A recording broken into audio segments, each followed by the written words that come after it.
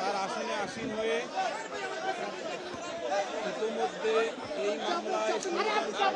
সাক্ষ্য যাহা পূর্বে রেকর্ড করা হয়েছে সেই সাক্ষীদের সাক্ষ্য এবং অন্যান্য ম্যাটেরিয়াল পর্যালোচনা করে মাননীয় ট্রাইব্যুনাল আসামি মোহাম্মদ সোহেল রানা এবং স্বপ্না খাতুনকে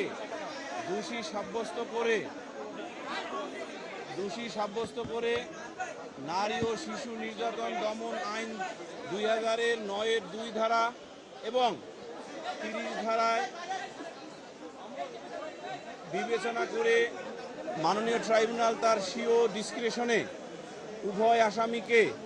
মৃত্যুদণ্ডে দণ্ডিত করেছেন। একই সাথে আসামি মোহাম্মদ সোহেল রানাকে 5 লক্ষ টাকা জরিমানা এবং স্বপ্না খাতুনকে 2 লক্ষ টাকা জরিমানা প্রদানের আদেশ দিয়েছেন এবং সংশ্লিষ্ট এলাকার কালেক্টরগণ বা ডিস্ট্রিক্ট কালেক্টর এই জরিমানা আদায় করে ভিকটিম রামিসার বৈধ ওয়ারিসদের নিকট প্রদান করবেন সেই আদেশও দিয়েছেন এবং আদালত তার ফাইন্ডিংসে ক্লিয়ারলি বলেছেন যে ডাক্তার তার সাক্ষ্যে অর্থাৎ অটোপসি রিপোর্ট যিনি দিয়েছেন সেই অটোপসি রিপোর্টে ডাক্তার ক্লিয়ারলি উল্লেখ করেছেন যে ভিকটিম রামিসা আক্তারের দেহে ধর্ষণের আলামত পেয়েছেন এবং যার কারণে তিনি সকল সাক্ষ্য বিশ্লেষণ করে এই সিদ্ধান্তে উপনীত হয়ে রায় দিয়েছেন এবং আমরা প্রসিকিউশন পক্ষে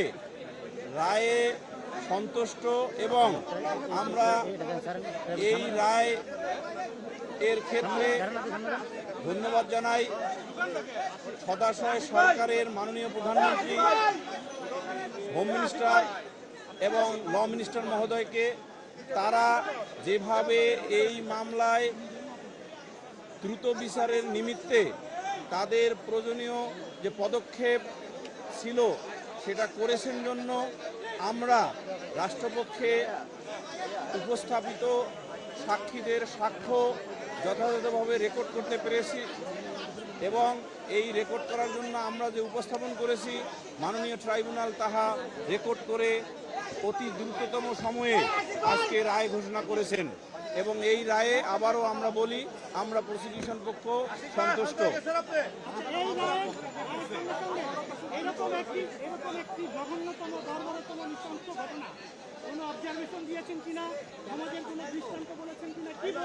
ইয়েস, এই মাননীয় ট্রাইব্যুনাল এই রায় ঘোষণার শুরুতেই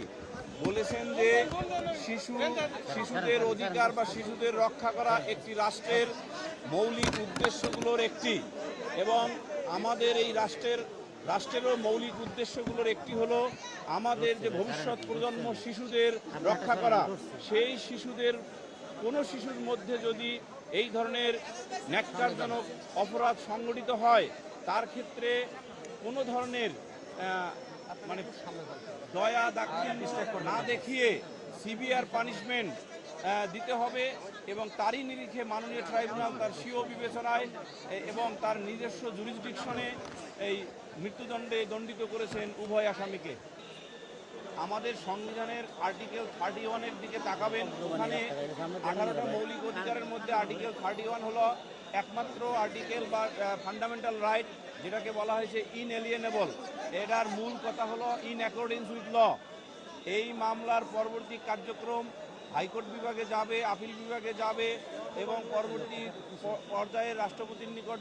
যাবে কিনা সেটার এই যে প্রসেস এটা হলো ইন অ্যাকর্ডিংস উইথ ল। এই ইন অ্যাকর্ডিংস উইথ ল এর যে ডিউ প্রসেস অফ ল এটাকে আমরা কিন্তু বাইপাস করতে পারবো না এবং রাষ্ট্র হিসেবে সভ্যতার নিরিখে আমরা যে রাষ্ট্রে বসবাস করতেছি, যে রাষ্ট্রের আইনগত কাঠামো আছে সেই কাঠামোকে কিন্তু আমরা বাইপাস করতে পারবো না। সুতরাং ভবিষ্যতে এটা দেখা যাবে সদাশয় সরকার এবং বিচার বিভাগের যিনি গার্ডিয়ান মাননীয় চিফ জাস্টিস এটা কিভাবে